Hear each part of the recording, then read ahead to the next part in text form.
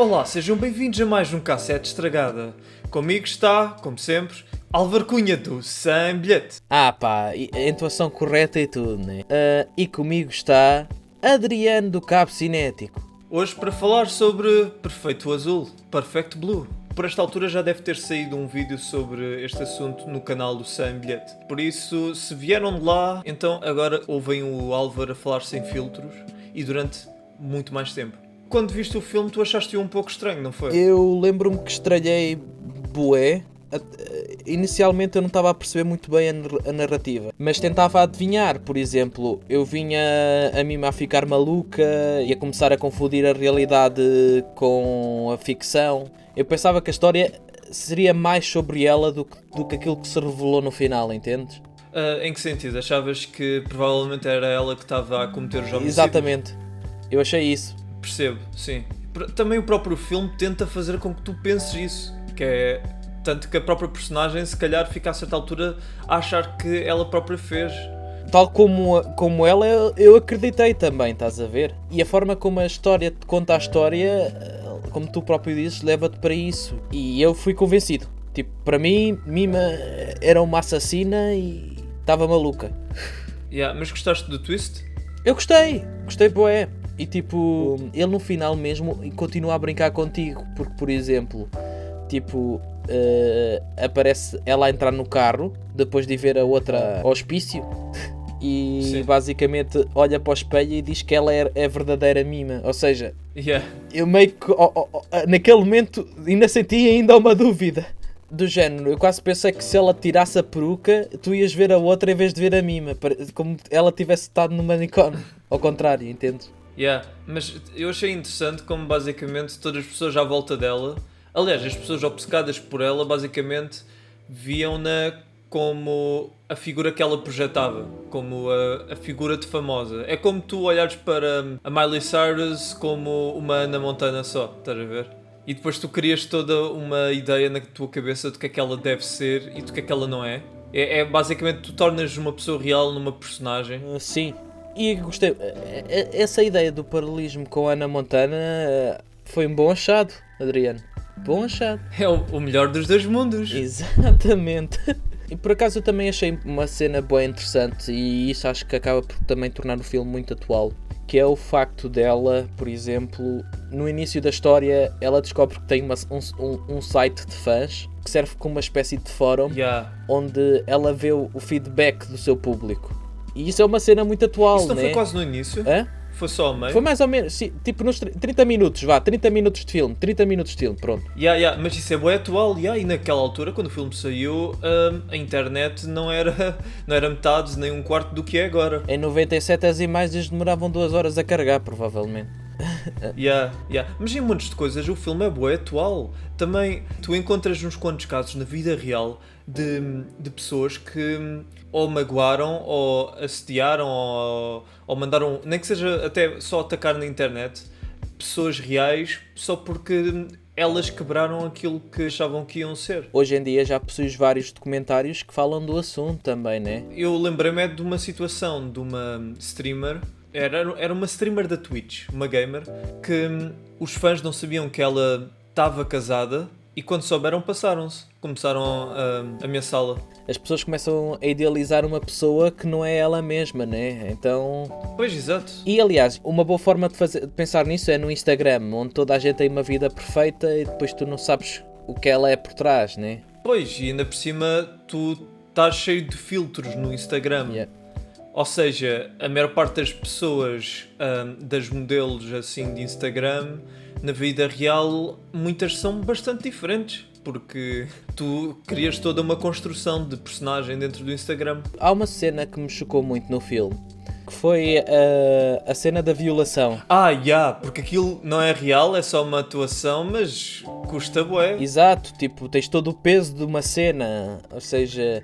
Quando tu estás a gravar um filme, há cenas que vão ser possivelmente muito pesadas também para o próprio ator, que vai vivenciar aquele momento naquela situação, interpretar a situação.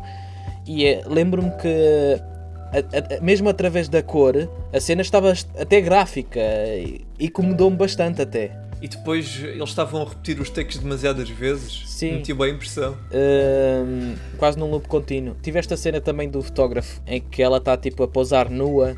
E isto tenho a ideia que foi na sequência, ou seja, ela depois da cena da violação é que faz uma cena mais para o corpo, mais uma exposição corporal. E eu lembro-me de já estar incomodado com a cena anterior, que aquela cena para mim foi um choque, estás a ver?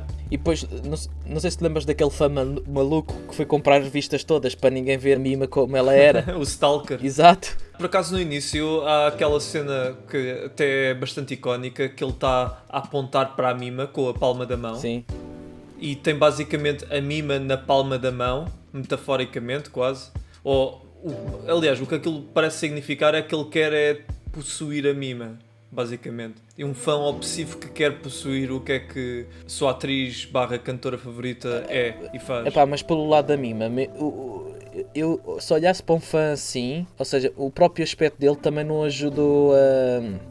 Tipo, era um bocadinho assustador. Sim, é aquele clichê do otaku assustador.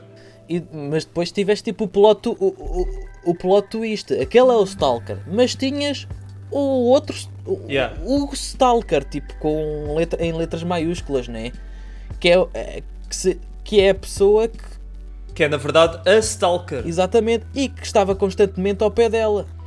Mas o Stalker, ele parecia... É assim, eu aposto que ele hoje em dia seria um gajo para estar o dia todo no 4chan. Ok, essa tiveste bem. Epá, evoluções. Também achei engraçado, quer dizer, não é bem engraçado. Aquela parte em que ele está basicamente a ouvir a Mima, real, entre aspas, a dizer-lhe o que é que ele deve fazer. E aquilo é toda uma representação que funciona mesmo muito bem em animação. Eu pelo menos não imaginava este filme ser tão interessante em live action. Por exemplo, normalmente há aquela cena que um filme é realista ou trata temas reais, por isso tem de ser em live action, enquanto que a animação é mais para coisas fantasiosas. Eu achei este filme super realista da forma como conta a história. Exato. E mesmo as animações, mesmo tipo a forma como foi desenhado, eu acho que eles usaram alguma rotoscopia, porque havia lá movimentos que me pareciam ter sido feitos de forma real, entendes? Tipo, eu não sei qual é que foi a técnica de animação, mas houve momentos ali que, tipo, através também das expressões faciais, eu acho que eles conseguiram trazer muito real à animação, ok? Mas isto já sou eu, tipo, a tentar adivinhar. Mas de facto, eu gostei muito. Tu sabes que eu, tipo, não conheço muitas obras do Satoshi Kon e mesmo assim ainda não vi muita coisa. Mas este filme, tipo... Pois ele também não tem muitas. Exato, sim. Foram só 4, mas todos eles excelentes. E eu depois de ver este filme quero ver mais, estás a ver? Estou muito curioso para ver os outros. Tu sabes que há um realizador americano que por acaso usou uma cena deste filme, do Perfect Blue, foi o Darren Aronofsky. Para o Requiem for a Dream, ele teve uma cena também na banheira. Estás a ver aquela parte do Perfect Blue em que ela está na banheira? Lembro. E grita dentro da água? O realizador basicamente fez uma cena muito parecida no dele. E ele é mesmo um fã assumido do Satoshi Kon. Tanto que acho que este filme foi uma das inspirações dele para o Cisne Negro. Aquele filme com a Natalie Portman. Sim, não sei se lembras. Estou a ver. Eu também já tinha visto, tipo... Mas eu vi isso na Wikipédia, sendo sincero. Que o Perfect Blue tinha sido também referência para mais que uma longa-metragem. E de facto o filme acho que é uma excelente inspiração e é interessante. É daqueles filmes que eu não percebo como é que na altura não ganhou mais fama internacional. Não sei se sabes, mas uma das premiações do filme foi do Fantasporto. E tipo, eu quando vou ver à Wikipédia os prémios e indicações, aparece-me o Fantasia Film Festival, o B-Movie, o Golden Reel e aparece-me a seguir o Fantasporto. E no Fantasporto ele concorreu a Best Film Animation e a melhor filme. Venceu a melhor animação. É interessante porque... É completamente merecido, aposto. Exato. Não tendo visto os outros filmes também, não é? Sim, mas é interessante ver uma premiação de um prémio português, estás a ver, na Wikipédia. É interessante. Mas é na versão PT, por isso. Por exemplo, na página em inglês eu não encontrei. Também não estou a ver nada em relação aos prémios. Mas pronto, já sabem, em 98, Perfect Blue ganha o prémio para melhor animação no Festival do Fantasporto. Falando ainda no filme, há umas cenas que eu lembro-me que, epá, por exemplo, quando no final, quando a outra está atrás dela, tipo, aquilo tem cenas gráficas que me assustam. Ou quando tipo a outra maca a facada, Yeah. eis. E também ela a correr, e só que tu estás a vê-la como mima, só que depois pelo vidro tu vês que ela é a agente da mima a correr. Mostra logo que a mima que está a aparecer ou que nós estamos a ver é basicamente meio que uma representação na cabeça da própria mima. Sim, e epá, eu fiquei com pele de galinha, entendes? Yeah. Mas tu sabes quando é que eu vi cenas deste filme pela primeira vez? Diz-me. É assim, eu vi o filme pela primeira vez há para aí 2 ou 3 anos. Eu acho que foi há 3 anos, tipo completo. Yeah. Mas antes disso, quando eu tinha para aí 14 anos, ou 13, eu lembro-me de a minha irmã estar na sala a ver este filme e eu ver partes do filme, incluindo a cena da chave de fendas. Ah! Ou seja, eu pensava mesmo que isto era um filme daqueles de anime mesmo hardcore. E é um pouco, por acaso. É um filme que não tem medo de te mostrar. Mas já há anos que eu fico com isto na memória. Com este filme na memória. Há anos que o tinha para Eu se ver. visse isso em miúdo, de certeza que também ficava. Como eu te disse, há cenas ali que eu vi o filme recentemente e para mim eu fiquei com pele de galinha mesmo. Tipo, acho que o filme trabalhou muito bem essa parte. Sabes que as músicas também foram feitas para o próprio filme, pelo menos tem essa a ideia. Tipo, a banda. Sim, faz sentido. Normalmente é o que se faz com... Yeah. E é sempre uma forma de venderem mais um CD. Sim, exatamente. Aliás, é muito engraçado como até há animes que são críticas da indústria de animes, como se calhar... este não é propriamente da indústria de anime, mas é da indústria de estrelas. Mas até esses animes acabam depois por ter conteúdo que alimenta todo o marketing que a própria história está a criticar. Lembras também naquela parte final onde, tipo, imagina, está o Stalker, né? A tentar violar a Mima. Sim. Não é bem tentar violá-la, Yeah. mas exatamente no mesmo palco onde ela teve a cena, tipo, ou seja, onde ela fez a cena da violação, tens uma tentativa de violação depois. Depois tu descobres que o outro agente morreu e esse morreu. E a única pessoa que lá está é a agente, ou seja, a Stalker. Tu não vês o outro a morrer, apenas o vês morto. E naquela altura eu estou completamente confuso e nunca desconfiei da agente. Nunca. Tipo, mas depois eu fico-me a sentir burro quando começa a revelar coisas. E tipo, faz sentido, fixe. Também o filme tem, como é animação, consegue esconder-te quem é que poderá ser o assassino mais facilmente. Acho eu. Ou, se calhar não só o facto de ser de animação, mas também o facto de ser tão expressionista, de certa forma. De poder-te mostrar o homicida como sendo a mima.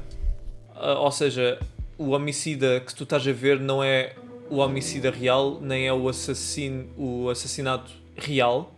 É apenas como ele está a ser interpretado. Yeah. Tu também tiveste uma cena que é a primeira cena onde tu consegues ver tipo algum problema, que é quando ela está a gravar a série, ou o filme neste caso, e recebe uma carta e essa carta explode. Tipo, eu lembro-me que aí logo eu comecei logo a imaginar que o problema é que tens um stalker e que não gostou da mudança dela e afins. Consegues logo perceber muito bem isso. Mas ao mesmo tempo... Yeah. A Mima começa a ver tipo em toda a gente o Stalker, está sempre nas gravações, sempre na fila, sempre ali. E epá, a dada altura eu já pensava, será que está atrás de mim? Sim, e ainda por cima o Stalker era logo a primeira pessoa de quem tu suspeitavas. Yeah. E essa é outra cena, que é o Stalker, pronto, era o Stalker, estava em muitos sítios onde ela estava, mas ao mesmo tempo ela própria interpretava-o como sendo muito mais omnisciente ou omnipresente do que ele era na realidade. Porque ele era um gajo que só pensava nela e que não tinha assim nenhuma missão na vida e que projetava nela aquilo que ele queria que ela fosse. Mas depois, na verdade, acabava por lhe dar a ela um medo que fazia com que ela o visse em todo lado. Há outra cena que também me deixou muito tipo, o que é que está a passar, que é quando, imagina, o quarto da Mima está em constante mudança. Ora os peixes estão vivos, estão mortos. Ela no início tira o cartaz da banda porque do género a vida continua, é um novo projeto, e depois no final ela volta ao quarto exatamente como ele estava no início. Sim. Ou seja, como o Satoshi constrói todo aquele mundo e vai dando indícios daquilo que está a passar, mesmo através do seu quarto, porque há uma parte onde ela parece estar tipo gravações, acorda, gravações, acorda, gravações, acorda, assassino. Tu não notas, mas ela passa quase o tempo todo a dormir. Yeah. Por acaso nessas alturas eu acho que ela está mesmo deprimida. Sim, aliás, para uma estrela o quarto dela era relativamente pequeno. Sim, eu também não sei se ela ganha assim muito dinheiro. Eu lembro-me que a banda dela já estava a crescer. Curiosamente acaba por ter um pico de crescimento maior após ela sair de lá. Pois é. Ou seja, para alguém que já está com o psicológico todo estragado, olha para aquilo e começa a pensar, ok. E eu gostei muito de como aquilo é uma rapariga que foi para a cidade na altura para estrear como cantora e que vive num quarto super humilde e que tem uma data de fãs num prédio que é facilmente acessível a toda a gente. Tens uma parte onde tipo está toda a gente à porta, ela abre a porta e tens alguém logo a meter o microfone de fora. É logo quando o assassino do fotógrafo morre, se não estou em erro. E tipo, como aquilo é só um minúsculo apartamento, literalmente ela está já no quarto, que é o sítio onde geralmente deves ter mais privacidade. Tipo, ela não está numa sala, é o quarto dela, o sítio onde geralmente tens o teu espaço mais íntimo. Mas já reparaste que, bem, acaba por ainda acontecer em todos os sítios aquele ódio que os fãs têm quando o seu ídolo muda de interesses. Até, por exemplo, no YouTube, a maior parte dos youtubers, basicamente dos maiores, acaba por começar a fazer músicas, como tu sabes. E o engraçado é que realmente as pessoas depois criticam muito isso. Criticam muito essa mudança. E gozam bastante. Há uma cena que eu também penso nisso e lá está, nós quando produzimos conteúdos para a net também acabamos, eu acho que tu também acabas por pensar que é, pelo menos eu vou falar no caso do Sembiete. Imaginemos que o Sembiete alcança muita gente e obviamente tu aprendes que nunca vais agradar a toda a gente. E ao mesmo tempo, as pessoas ao gostarem daquilo que tu és hoje não quer dizer que gostam de ti daquilo que tu és amanhã. E hoje em dia as pessoas estão muito mais para só gostarem de ti e não estarem tipo prontas a ver mudanças. Ou seja, a internet ajudou muito a que tu tenhas uma bolha tão grande dentro do teu círculo. Ou seja, imagina, se eu digo algo e tu segues-me por eu dizer essa coisa, mas eu daqui a 2 anos eu posso dizer uma coisa completamente contrária, essa pessoa geralmente aquilo que vejo na internet é que isso nunca é bem aceito. Pois. Porque lá está, as pessoas estão tão fechadas e consequentemente tipo tu procuras aquilo que tu queres ouvir.